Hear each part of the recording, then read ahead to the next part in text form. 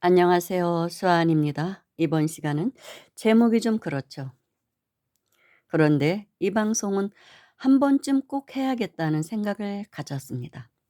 왜냐하면은 저에게 메일을 보내는 사람들의 7, 80%가 여기에 해당합니다.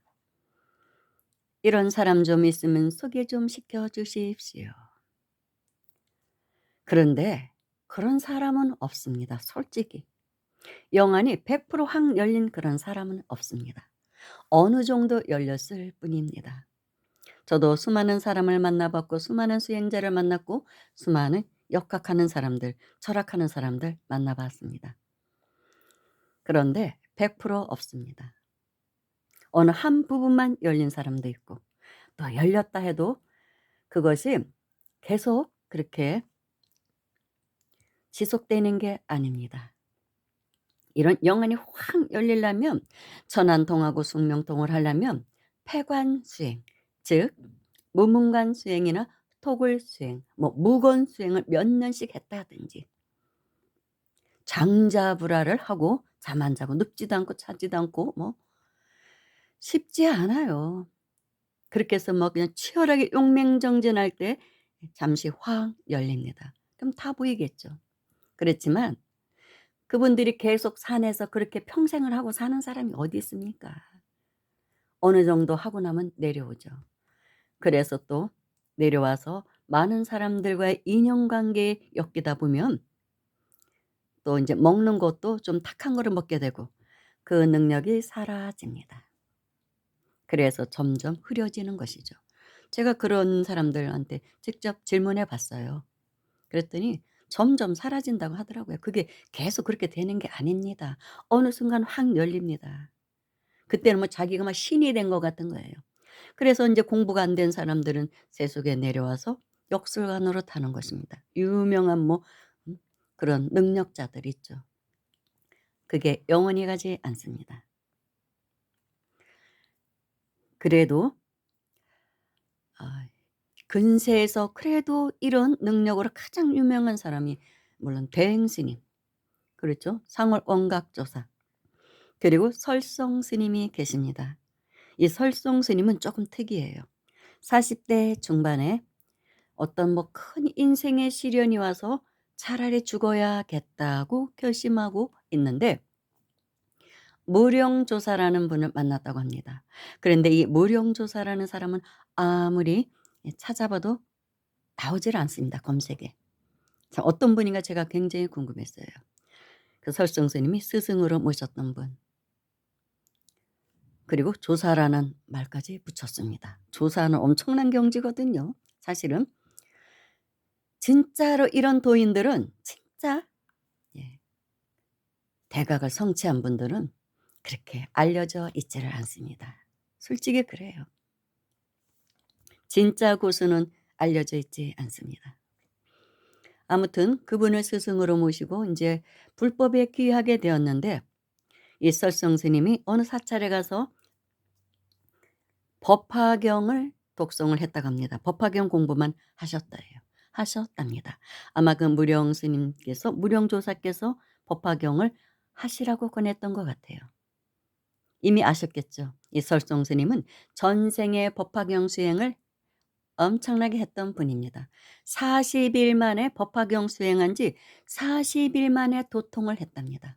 그리고 천안이 확 열려 버린 거예요. 다 알겠더래요. 이런 분들은 절대로 사주 같은 거 안 봐요. 쓰고 뭐 이런 거 안 합니다. 그냥 보면 직관으로 3초 만에 다 깨뜨습니다. 그렇게 하는 분이 설성스님이었어요. 그래 가지고 이분이 2009 년에 아마 열반에 드셨을 것입니다. 불승종이라고 창정을 했습니다. 수많은 일화가 있죠. 역대 대통령들이 다 찾아왔던 분이 이분입니다. 솔직히 온갖 정치인들 내노라 하는 정치인이 이분을 다 만나러 갔었고 뭐 제벌 드리고 굉장히 유명하신 분이에요. 그렇지만 그렇다고 그분이 대통령이 안 될 사람을 만들어 주는 건 아니에요. 그냥 "될 것이다."라고만 말해 주는 것이죠. 아무나 대통령 됩니까? 천운이 있어야 되는데 쉬운 게 아니죠. 재벌도 뭐 아무나 됩니까? 우리가 노력한다고 재벌 돼요?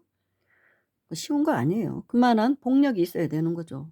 몇 생을 닦아야 그 재벌이 되는 거죠. 그리고 또 뭐 유명한 분이 박도사라는 분. 뭐 이 명리학의 고수, 구룡 삼정주로 도통한 분. 이분은 뭐 99% 적중했다고도 합니다. 그렇지만 자신의 운명은 결과적으로 몰랐다고 하더라고요. 뭐 그런 일화가 전해와요.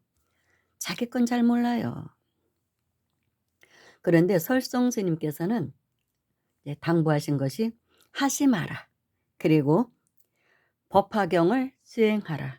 왜냐하면은 지금은 말세기 때문에 금강경은 불법의 씨앗이고 법화경은 불법을 추수하는 경전이다라고 말씀하셨습니다. 그런데 저는 또 이런 얘기도 하기 힘들어요.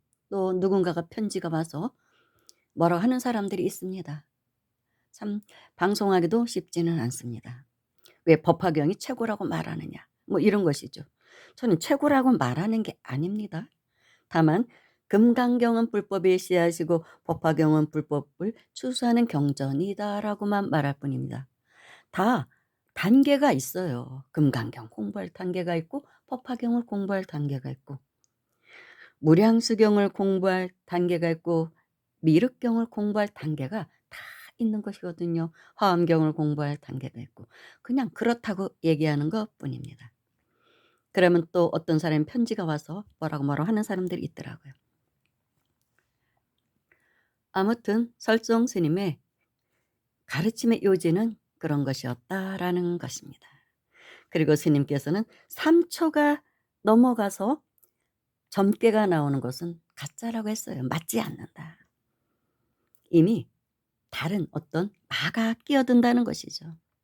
번뇌가 끼어들고 순간에 그냥 우주와 아울러서 탁 나와야 되는 게 점괘라고 했습니다. 그만큼 어려운 거예요.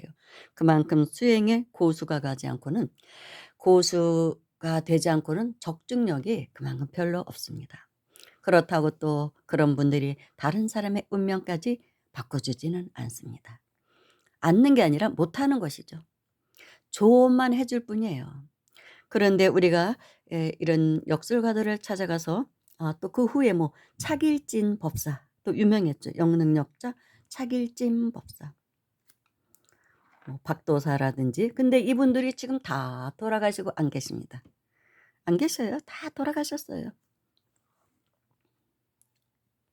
뭐 솔직히 뭐 이분들에 대해서 호불호가 많아요. 또 나름대로 어떤 비난을 하는 분들도 많습니다. 솔직히 뭐 정법이 아니니 뭐 이런 말들도 솔직히 합니다. 그런데 이만한 능력이 있는 사람도 지금은 없는 것 같아요. 솔직히 제 귀에 들리지는 않습니다. 그만큼 그렇게 치열하게 하는 사람들이 없다는 것이죠. 수행을. 그리고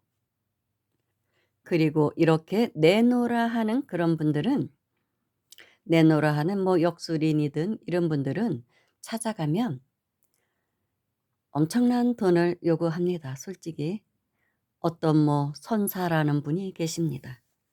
제가 거선데 스님이었다가 이제 하산해서 중병이 왔을 때 그 병을 고치고 그때 열린 것이죠. 치열하게 수행해서 뭐 하루에 20시간을 뭐 예, 기도를 했다나 우리 할 수 있어요. 쉽지 않죠. 그랬는데 열렸다고 뭐 그렇게 말씀하십니다. 뭐 만나보지는 않았지만. 그런데 30분 상담하는데 300만 원 받는답니다. 30분을 넘기지 않는데요. 10분에서 30분. 할 말만 딱 해 주고 가는 거예요. 그래도 300만 원 받아요. 300만 원 받고 점 치러 갈 수 있습니까? 뭐 돈 많은 재벌들은 가능하죠. 그리고 그런 분들은 뭐 천도제를 한 듯 뭐를 하면 억대를 받습니다. 10억, 20억, 30억이 나가요. 누가 하겠습니까 그거를. 적어도 쪼끔이라도 그래도 영능력이 있다는 분들은 요즘은 보니까 거의 1,000,000원 받는 것 같습니다. 그래서 설사 안다고 해도 저는 소개시켜 주기가 굉장히 불편합니다. 괜히 잘못하면 저만 욕먹거든요. 그런다 그래서 효과가 100% 나온다는 보장이 있습니까? 제가 어떻게 그걸 보장합니까? 그건 누구도 모르죠. 다만 최선을 다할 뿐이에요 그분들도. 그런데 이런 데 가서 몇백만 원 주고 뭐 천도제를 하는지 뭐 굿도 하고 많이 하겠죠. 요즘 유튜브에 나오면 뭐 유명한 무당도 엄청나게 많이 나와서 뭐라고 뭐라고 하더라고요. 그 들어보면 '아이고 뭐 저 정도 젊게는 나도 내겠네.' 그런 게 허다해요. 별말도 없어요 듣고 보면. 뭐 그 정도 못하나? 누구나? 대략 60 넘게 살아보면 사람 보고 대화하다 보면 다 나와요 웬만큼. 근데 그 얘기 떠들고 방송하고 있습니다. 그리고 또 그 전화번호 보고 뭐 찾아가나 봐요. 그래 봤자 가 봤자 뭐 애기 귀신이 있다 뭐 동자가 있다 뭐 천도 안 된 조상도가 있다. 눈에 보이죠. 눈에는 보이죠. 그 사람들은 영안이 있고 신이 실려 있기 때문에 봅니다. 그런데 그 조상 영가를 천도해 줄 능력이 있습니까? 천도는 아무나 하는 게 아니에요. 일단 청정해야 돼요. 청정한 수행자여야 됩니다. 그리고 덕행을 쌓은 분이어야 돼요. 법을 알아야 되고. 그런데 그런 뭐 점술가들이 법을 압니까? 그럼 모르잖아요. 물론 또 나름대로 공부해서 조금 아는 분은 있겠죠. 그래서 뭐 구술에서 어느 정도 또 효과 보는 사람도 있어요. 없는 건 아니에요. 그리고 뭐 큰 스님 찾아가서 뭐 기도하고 상담하고 그래서 효과를 보는 사람들도 물론 있습니다. 그런데 제가 절에서 오랜 시간을 살았죠. 많은 곳을 다니면서 큰 스님들도 보고 뭐 좀 내노라 하는 그런 뭐 이름 있는 스님들 많이 만났습니다. 그 절에서 살아보기도 하고. 그런데 관찰을 해 보면 어떤 사람이 그 스님을 찾아와서 가피를 입는 사람이 있습니다. 근데 다 입지 못해요. 그게 바로 저는 인연법이라는 것을 알았습니다.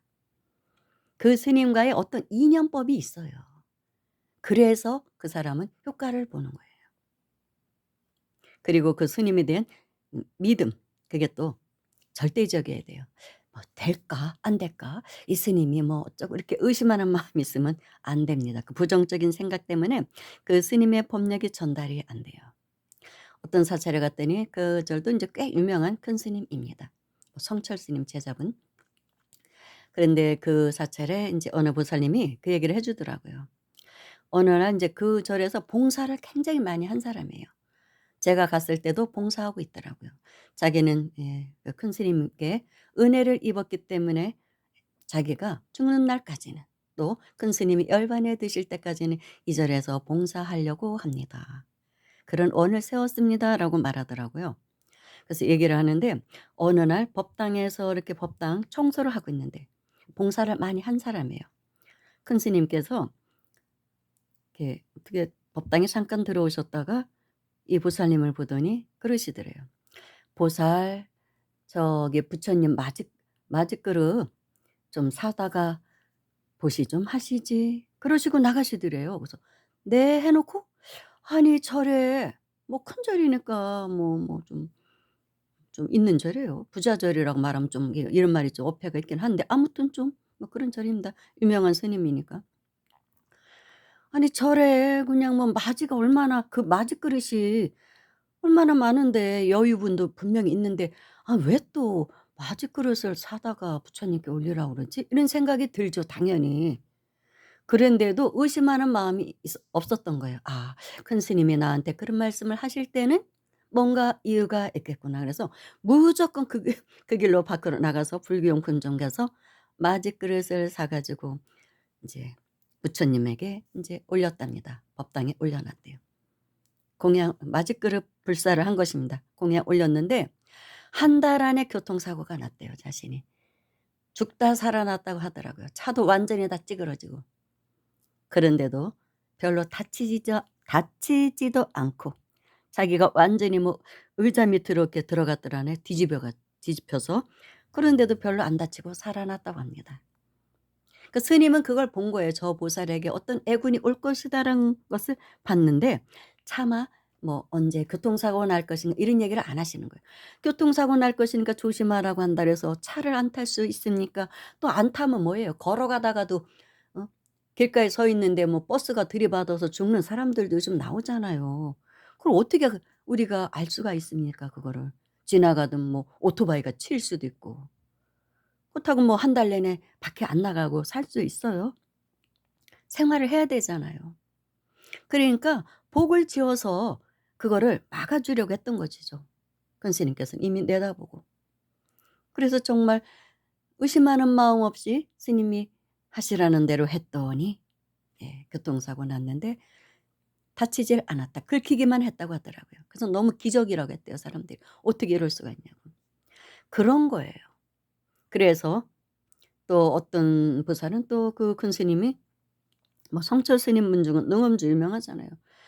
"보살 능엄주 좋지." 하라고도 안 하시고 그냥 "보살 능엄주 참 좋지." 그러고 하시더래요. 그래서 또 이상하다. 그래서 능엄주를 막 열심히 했답니다. 그랬더니 그분도 사고 날 걸 막았다고 합니다. 그런 거예요. 진짜 예 공부 많이 하신 수행자들은 정확하게 언제 무슨 일이 있으니까 뭐를 해라, 뭐를 해라, 구슬해라 뭐 이렇게 말씀 안 하십니다. 잘못하면 그 스님도 그 천기누설이거든요 사실은. 그것도 업이 될 수 있습니다. 수행자에게는 천기누설을 함부로 하는 게 아니거든요. 왜냐하면은 그 사람이 겪을 운이 있으면 겪어야 되는 거예요. 업을 지어 놨기 때문에 반드시 받아야 되는 것입니다. 그런데 그거를 스님이 못 받게 할 수는 없는 거예요. 남의 운명에 개입하는 것이거든요 그게. 그래서 좋지 않을 수도 있거든요. 그래서 그냥 그렇게 얘기하는 거예요. "알아듣게 알아서 해라." 그래서 어느 또 영적인 예 스님을 제가 만났는데 오로지 뭐 수행만 그렇게 전 세계를 다니면서 하신 분입니다. 그분도 당연히 어느 정도 다 열렸죠. 그런데 저에게 그런 말씀을 하시더라고요. "저는 지금 저기서 오는 사람이 걸어오는데 그 사람 위에서 지금 돌 하나가 내려와서 그 사람을 칠 것을 알고는 있다고 하더라도 피하십시오라고 말할 수는 없다고 하더라고요. 그 돌에 맞아 죽어야 되는 게 그 사람 운명이니까요. 그러나 다만 저는 말하지 않고 기도는 해 줍니다." 그러더라고요. 벗어나기를. 그렇게 그런 유명한 역술가들만이 찾아다니고 능력자들만이 찾아다녔던 대통령들도 솔직히 뭐 말로가 좋은 사람 있었습니까? 그걸 왜 못 막았겠어요? 솔직히 불행한 그 일을 왜 못 막았겠습니까? 당신의 업이 오니까 큰 업이 홍수처럼 올 때는 막을 수가 없어요. 작은 물줄기가 오는 거는 막을 수가 있습니다. 그렇지만 홍수가 밀려올 때는 누구도 거기서 피해갈 수가 없는 것입니다. 우산도 쓸 수가 없죠. 작은 비는 우리가 우산을 쓰고 막을 수가 있습니다. 그리고 뭐 물이 발목에 차였다든지 그 정도면 우리 걸어가서 빠져나갈 수 있잖아요.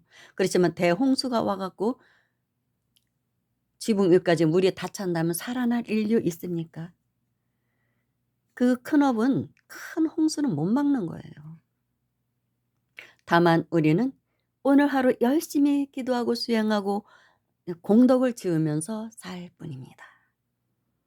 그런데 또 그렇게 뭐 점술가 찾아다니면서 몇백억씩 아니 몇백억이 아니지. 뭐 몇백만 원씩 뭐 이렇게 굿도 하고 그런 사람들이요. 실제 가난한 사람한테 돈 만 원 주기 힘들어합니다. 실제 그래요. 절에 가서는 10만 원도 잘 안 내요. 10만 원짜리 등 하나도 잘 안 달면서 또 그런 데 가서는 몇백만 원씩 주고 합니다. 그러니까 나쁜 기운만 자꾸 불러들이는 것입니다. 그래서 조금 뭐가 풀리는 것 같아도 예 결론적으로 예 좋지가 않습니다. 그리고 또 어느 인제 신묘장구 대다라니 수행만 해서 한 경지에 간 스님이 계십니다. 그 스님이 법문을 굉장히 많이 하셨어요. 신묘장구 대다라니에 대해서 굉장히 신심나게 하시더라고요. 가피도 많이 입으신 분이고 그 절에 가서 신묘장구 대다라니 수행해서 또 예 가피 입은 분들도 많더라고요. 근데 스님께서 한번 법문하시는데 어떤 신도가 아들이 뭐 집을 나갔다나 그래서 "스님 제발 집 나간 우리 아들 좀 찾아 주십시오." 해 갖고 알았다고 해서 스님이 이제 기도를 며칠 했는데 아들이 돌아왔대요. 근데 이 보살이 고맙다는 인사는 하러 와야 될 거 아니에요 스님에게. 말이 없더래요. 그다음부터 오지도 않더래요. 그러니까 좀 솔직히 아무리 수행자라도 좀 괘씸한 생각 들잖아요. '아니 어떻게 사람이 그럴까?' 이런 생각을 했는데 그런 마음을 갖고 스님이 인제 예불을 하면서 신묘장가 대단을 막 하는데 그 보살과의 전생 인연이 보였던 것입니다. 그런데 전생에는 거꾸로 스님이 그 보살에게 섭섭하게 한 일이 있더랍니다. 근데 고맙다는 얘기도 안 했대요. 그 보살에게 전생에 어떤 일로 인해서 신세진 일이 있더래요. 근데 고맙다는 얘기도 안 했었다고 합니다. 그래서 '아 내 업이구나.' 그래서 빚을 갚았던 것들이에요. 이 생에 스님이 수행자가 돼서 전생에 그 보살님에게 빚졌던 그거를 그 아들을 찾아는 집 나간 아들이 돌아오게 해 줌으로써 그 빚을 갚았던 것이더래요. 다만 그뿐이더래요. 그러니까 그 보살님이 사실은 고마워해야 되잖아요, 스님한테. 그런데 왜 고맙다고 안 했을까요? 전생에 그 무의식에 있는 거예요. '스님 전생에 나한테도 그랬잖아요. 나한테 신세 지고도 고맙다는 말 안 했잖아요.' 이거에 있는 것이죠. 그러니까 안 하는 거예요. 그걸 알아 가지고 크게 깨쳤다고 하더라고요, 스님이. 아 결국은 그래서 제가 그런 법문을 들으면서 '아 그렇구나.' 어떤 스님에게 가서 기도를 하고 어느 도량에 가서 인연을 맺어서 기도해서 성취를 보는 것도 어떻게 보면은 그 도량과의 전생 인연 그리고 그 스님과의 전생 인연에 의해서 가피를 보는 것이구나. 내가 전생에 그 도량에 가서 뭐 공양주를 살았든 뭐 그 절에서 대보살로 어떤 뭐 화주 노릇을 해서 그 절에 큰 도움을 주었든 뭔가가 있을 때 그 사찰에 가서 기도를 하면 성취가 잘 됩니다. 그런 게 있더라고요. 그 도량신들이 기억해서 도와주고 전생에 이 사찰에서 이렇게 고생했으니까 네 좀 그런 게 있는 거예요. 그러니까 씨앗을 심어 놓지 않은 상태에서 열리는 열매는 없더라는 것입니다. 인연관계가 다 그래요. 저한테 지금 제 방송에 들어와서 법을 이 법문을 듣는 사람들도 뭔가 인연이 있기 때문에 오는 거예요. 별 큰 인연이 없으면 구독 같은 거 안 누릅니다. 예 솔직히 그래요.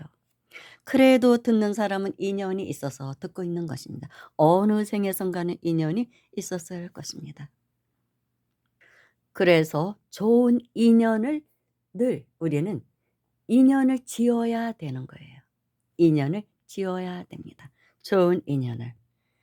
씨앗을 심어 놔야 되는 것이죠. 그래야 어느 생에 가서 내가 어려움에 처했을 때 도움을 받을 수가 있는 것입니다. 지어 놓은 인연이 없고 원인이 없는데 얻을 수 있는 결과라는 것은 없는 것입니다. 비록 점쟁이에 데 가서 뭐 점괘를 듣고 그래서 크게 마음이 열리고 또 좋은 일이 있을 수도 있죠. 그분과의 또 전생 인연법입니다 그 또한. 예 저는 이제 그런 깨우침이 오더라고요. 결론은 굳이 그런 데 찾아다니려고 하지 말고 그냥 열심히 수행하고 복을 짓고 예 좋은 인연을 짓고 특히 내 앞에 오는 인연들과 잘 풀어가면 인생이 풀립니다. 내 앞에 오는 인연이 제일 중요하죠.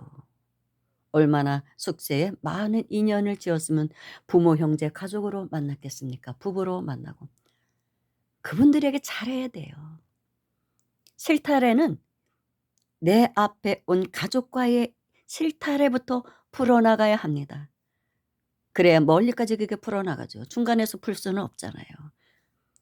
시작점부터 실타래를 풀어가야죠. 그러다 보면 점점 좋은 일도 생기고 그러는 것입니다. 근데 제가 맨날 이렇게 법문을 하고 이런 얘기를 해 줘도 아이고 영안이 확 열린 사람 어디 없습니까? 그런 사람 만나는 게 소원입니다.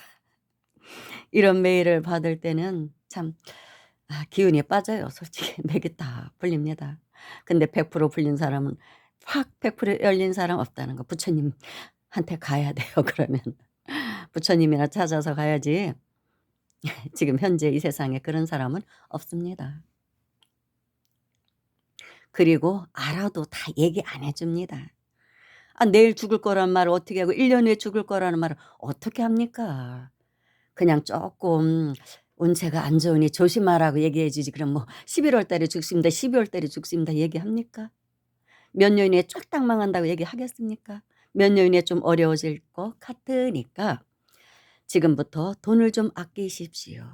뭐 그 얘기는 그렇게 뭐 대행 스님 같은 경우 그렇게 해 주셨다고 하더라고요. 어떤 사람이 상담할 때 몇 년 있으면 굉장히 어려워질 것 같다. 큰 사업에 고비가 올 것 같으니까 지금부터 돈을 아끼라. 그래서 그 음 거사님이 스님에게 인제 좀 이렇게 용채를 드렸겠죠. 근데 안 받으셨다고 합니다. "이것도 저금하라. 나한테 주려고 하지 말고 저금하라고. 크게 힘들 것이다." 이제 그렇게는 해 주실 수가 있는 거예요. 지금부터 돈을 아끼라고. 맨날 돈 잘 벌리는 거 아니거든요.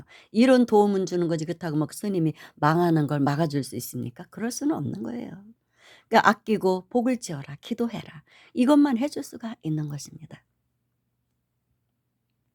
그런데도 그 스님을 찾아가서 카피를 입은 사람들은 그 스님과의 인연법에 의한 것이다. 모든 신도가 그렇다고 다 카피 입었습니까? 아니거든요. 주고받을 뭔가 인연이 있어서 그렇게 되는 거예요. 그러니까 좋은 인연을 짓는 것이 해결책이라는 것입니다. 이 생만 살다 가는 건 아니잖아요. 감사합니다.